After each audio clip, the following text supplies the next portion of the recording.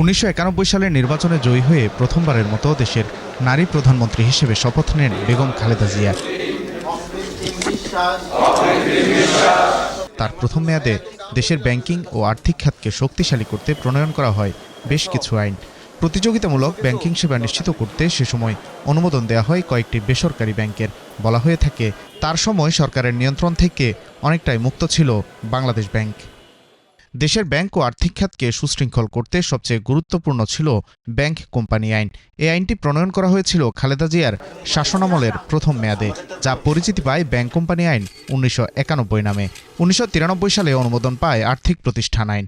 তার এই মেয়াদে বেসরকারি খাতে অনুমোদন পায় দ্বিতীয় প্রজন্মের 7টি ব্যাংক। তৃতীয় মেয়াদে 2001 সালে প্রধানমন্ত্রী হিসেবে শপথ নেন বেগম খালেদা জিয়া।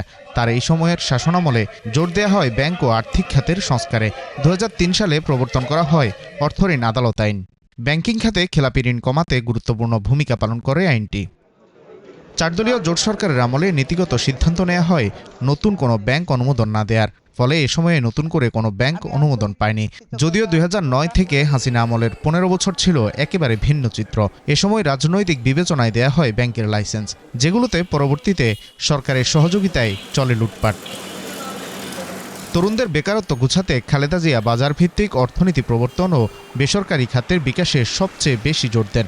এর অংশ হিসেবে নতুন নতুন শিল্প প্রতিষ্ঠান গড়ে তুলতে মূলধন সংগ্রহে গুরুত্ব দেওয়া হয় পুঁজিবাজারকে। তাই তো প্রধানমন্ত্রীর প্রথম মেয়াদেই প্রণয়ন করেছিলেন সিকিউরিটিজ অ্যান্ড এক্সচেঞ্জ কমিশন আইন 1993।